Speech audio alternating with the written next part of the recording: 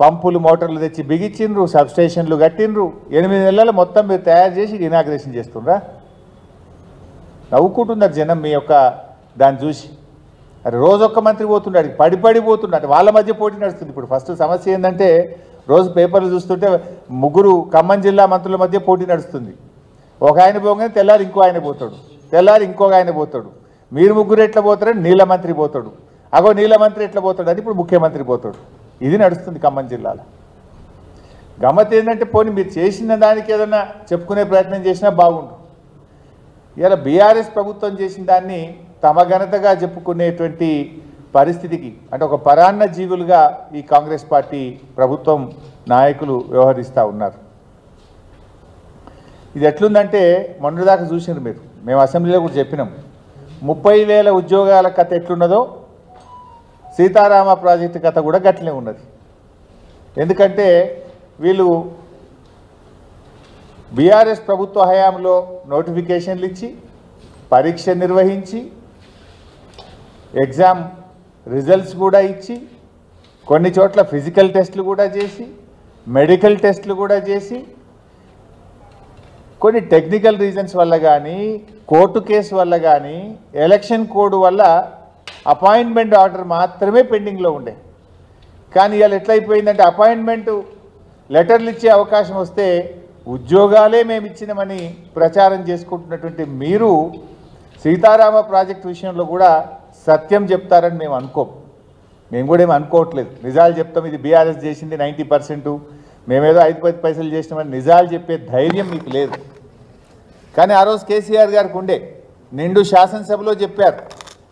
రాజీవ్ ఆరోగ్యశ్రీ పథకం కానీ, fee reimbursement పథకం కానీ, 108 అంబులెన్సులు కానీ, ఇది రాజశేఖర రెడ్డి గారు చేసిన చాలా మంచి పని, దీన్ని యథావిధిగా కొనసాగిస్తామని చెప్పిన ధైర్యము, సంస్కారము ఆ రోజు మా ప్రభుత్వానికి, మా నాయకుడు కేసీఆర్కు ఉండే. కానీ మీదేంది మీ సంస్కారం? టెక్స్ట్ బుక్కుల్లో అప్పటికే ప్రింట్ అయినటువంటి పిల్లల పాఠ్య పుస్తకాల్లో కేసీఆర్ గారి పేరున్నదనో, కేసీఆర్ గారి ఫోటో ఉన్నదనో పేపర్లు చింపి తమ పేర్లు అతుకు పెట్టుకున్నటువంటి వికారం ఈ ముఖ్యమంత్రి గారిది, రేవంత్ రెడ్డి గారిది.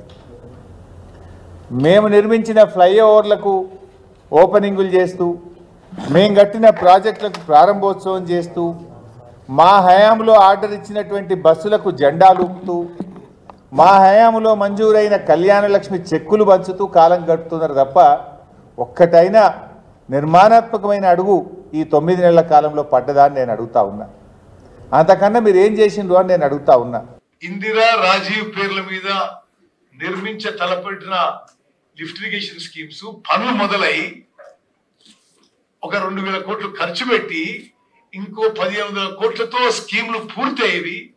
ఆ స్కీమ్లను అబాండన్ చేసి రకరకాల సాకులతో ఎక్స్క్యూజెస్ తో వదిలేసి 18,000, 19,000 సీతారామ లిఫ్ట్ ఇరిగేషన్ ప్రాజెక్ట్ మొదలు పెట్టినరు. ఇది ముందు తెలంగాణ ప్రజలకు తెలవాలి. Rajiv Dummugudem lift irrigation scheme 900 కోట్లు ఖర్చు పెట్టినరు. Indira Sagar Rudramakota lift irrigation scheme 1,100 కోట్లు ఖర్చు పెట్టినరు.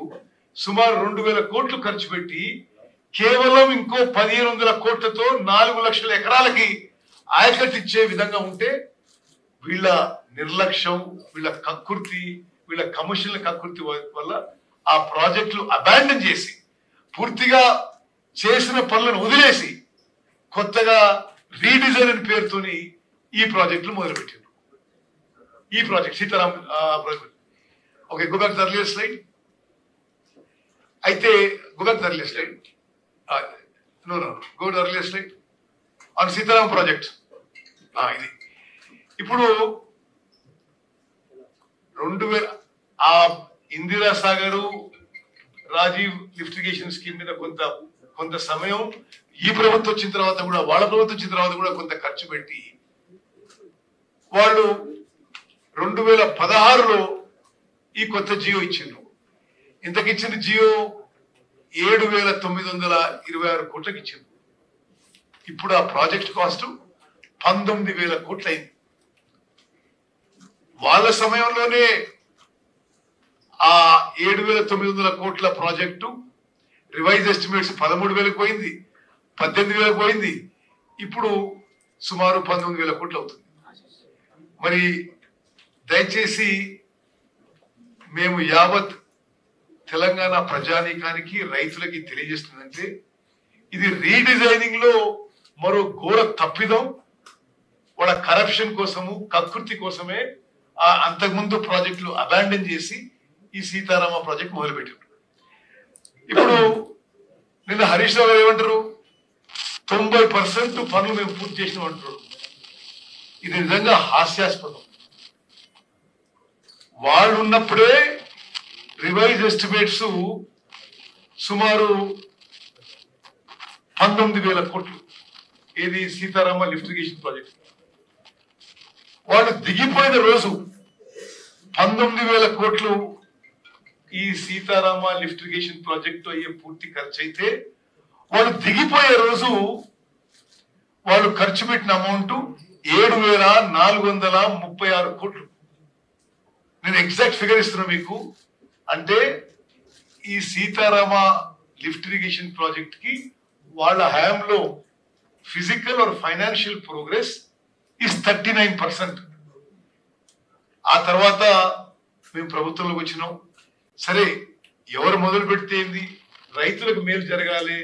ప్రత్యేకంగా ఉమ్మడి ఖమ్మం జిల్లాలో 10కి 10 నియోజకవర్గాలకి గోదావరి జలాలు తీసుకురావాలనే మరి మా ప్రభుత్వం తాపత్రయంతో ఈ ప్రాజెక్టు ముందుకు పోయినాము. ఇంకో విషయం అంటున్నా పెద్ద మనిషి, మేము అసలు మేమే సిడబ్ల్యూసి పర్మిషన్ తీసుకొచ్చినాం అంటున్నాడు. వాస్తవంగా ఈ రోజు కూడా సిడబ్ల్యూసి ఫైనల్ పర్మిషన్ రాలేదు. అంటే ఇంత అబద్ధాలు మాట్లాడితే ఎట్లా?